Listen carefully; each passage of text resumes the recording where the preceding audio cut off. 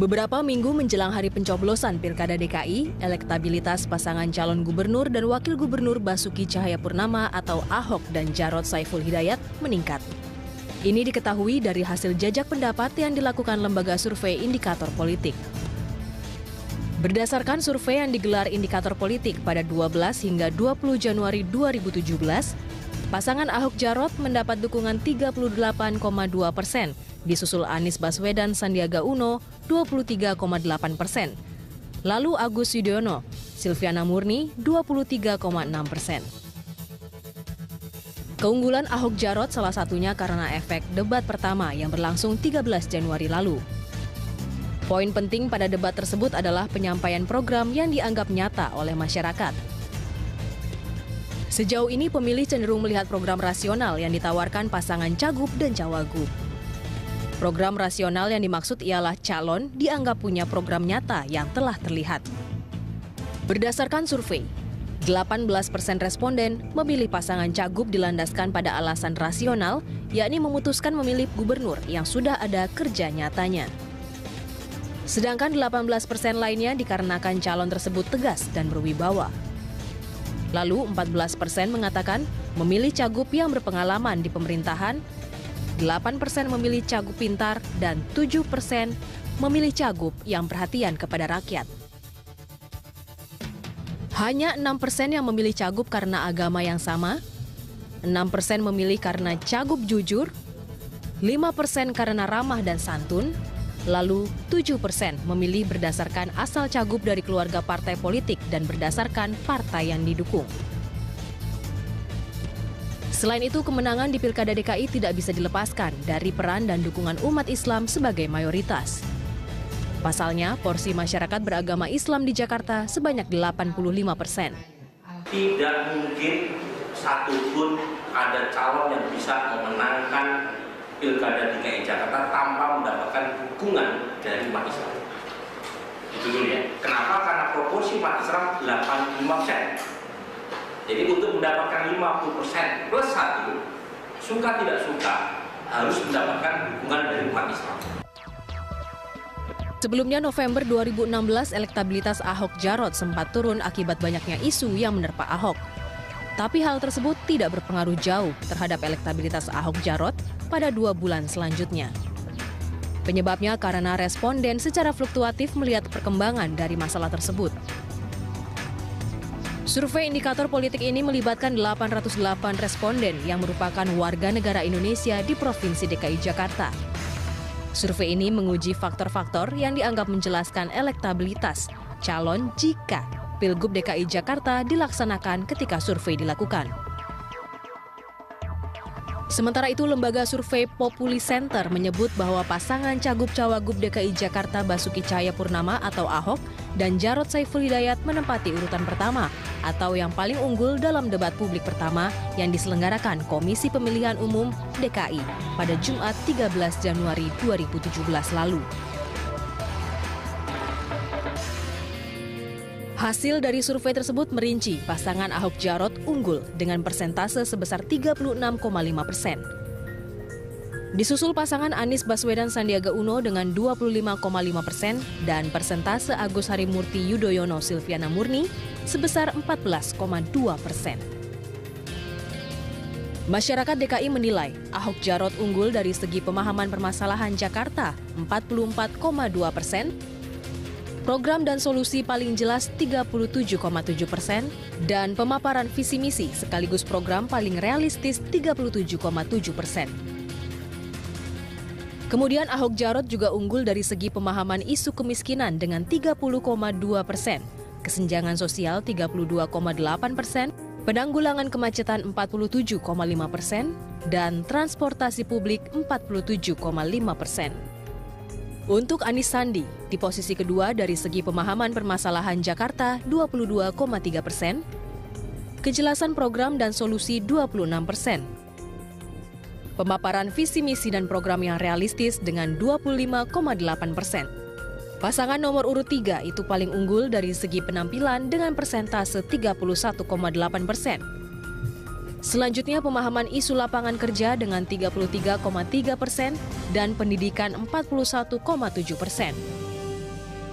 Sementara pasangan Agus Silvi berada di posisi paling buncit dalam setiap pemahaman isu dan dianggap responden sebagai yang paling rendah pemahamannya. Agus Silvi di posisi terakhir di sisi pemahaman permasalahan Jakarta dengan 15,8%. Kejelasan program dan solusi 17,7%, penampilan 19,8%, dan pemaparan visi misi dan program realistis 17,8%. Survei dilakukan pada 14 hingga 19 Januari 2017 dengan menggunakan wawancara terhadap 600 responden di 6 wilayah DKI Jakarta, termasuk Kepulauan Seribu. Metode yang digunakan adalah acak bertingkat atau multi-stage random sampling dengan margin of error kurang lebih 4% pada tingkat kepercayaan 95%. Elektabilitas pasangan petahana Gubernur DKI Jakarta Basuki Cahayapurnama alias Ahok dan Jarod Saiful Hidayat kembali melesat dalam survei terbaru Saiful Mujani Research and Consulting (SMRC). Kenaikan elektabilitas tidak jauh berbeda dengan survei yang dirilis Indikator Politik dan Populi Center. Dukungan warga kepada Ahok Jarot mencapai 34,8%. Sementara Anies Baswedan Sandiaga Uno menyusul di tempat kedua dengan elektabilitas 26,4%. Di posisi terakhir kembali diduduki oleh pasangan nomor urut 1, Agus Harimurti Yudhoyono, Silviana Murni dengan 22,5%. Sementara jumlah swing voters sebanyak 16,4%. Sejak awal, keberadaan lembaga survei yang terlibat memantau pilkada kerap menjadi sorotan. Pasalnya, survei kini telah menjadi alat pandu dalam mengukur elektabilitas serta menjadi pertimbangan bagi pemilih. Agar hasilnya dapat dipercaya, maka setiap lembaga survei harus mampu menjunjung tinggi netralitas.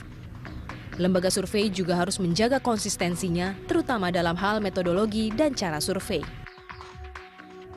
Selama ini, pemilihan kepala daerah menjadi topik menarik untuk dibahas calon pemilih.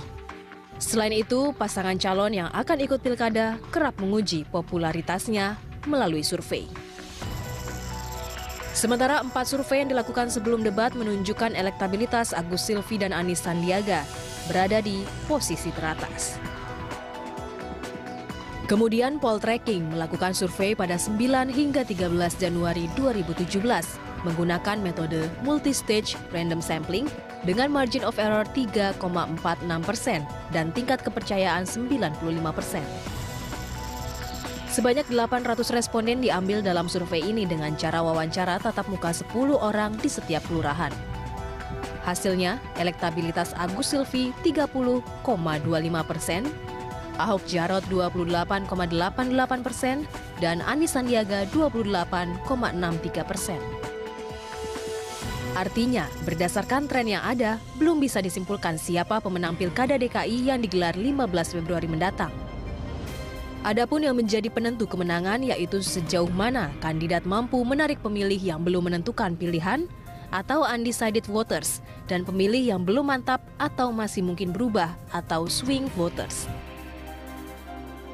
Polmark Research Center juga merilis survei tentang Pilgub DKI Jakarta. Survei menggunakan metode multi-stage random sampling dengan margin of error 2,9% dan tingkat kepercayaan 95%. Sebanyak 1.200 responden dengan proporsi gender seimbang yang tersebar di 120 kelurahan secara merata. Survei dilakukan pada 6 hingga 12 Januari 2017. Hasilnya, elektabilitas pasangan Anies Sandi tertinggi dengan 25,3%, Agus Silvi menempel ketat dengan 23,9%, kemudian Ahok Jarot 20,4%. Lingkaran Survei Indonesia, pimpinan Denny Januar Ali melakukan survei pada 5 hingga 11 Januari 2017. Jumlah responden survei sebanyak 880 orang dengan wawancara tatap muka responden menggunakan kuesioner. Metodenya adalah multi-stage random sampling dengan margin of error plus minus 3,4%. Hasil survei memperlihatkan elektabilitas Agus Silvi tertinggi dengan 36,7%, Ahok Jarot 32,6%, dan Anies Sandi 21,4%. Adapun mereka yang belum menentukan pilihan sebesar 9,3%. PT Grup Riset Potensial atau GRP juga melakukan survei pada 2 hingga 7 Januari dan dirilis pada Senin 16 Januari 2017. Hasilnya, pasangan Agus Silvi memiliki elektabilitas 45,0%, Ahok Jarot 23,3%, dan Anies Sandi 23,5%. Sementara yang belum menentukan pilihannya sebanyak 8,2%. Survei PT GRP dilakukan di 27 kelurahan di DKI Jakarta terhadap 2.745 responden. Survei itu menggunakan metode Stratified Systematic Sampling dan model statistika regresi multinominal logit dengan margin of error di bawah 2%. Survei dibiayai oleh dana perusahaan sendiri. Berbagai lembaga survei belakangan sudah merilis hasil surveinya terhadap calon yang bertarung di Pilkada DKI 2017. Apakah hasil survei berpengaruh untuk mengubah pilihan pemilih? Melakukan fungsi kedewanan itu terpisah dengan kerja siklus 5 tahunan itu menjadi kampanye politik dan sebagainya. Nah, menyambungkan dua keputusan ini menurut saya adalah problem utama sistem demokrasi elektoral kita ke depan. Direktur Eksekutif Poltreking Indonesia Hanta Yuda menilai, yang paling besar mengubah pilihan publik sebenarnya sosok kandidat, bukan hasil survei. Dalam contoh Pilkada DKI 2012, banyak lembaga survei memenangkan petahana Fauzi Bowo alias Foke.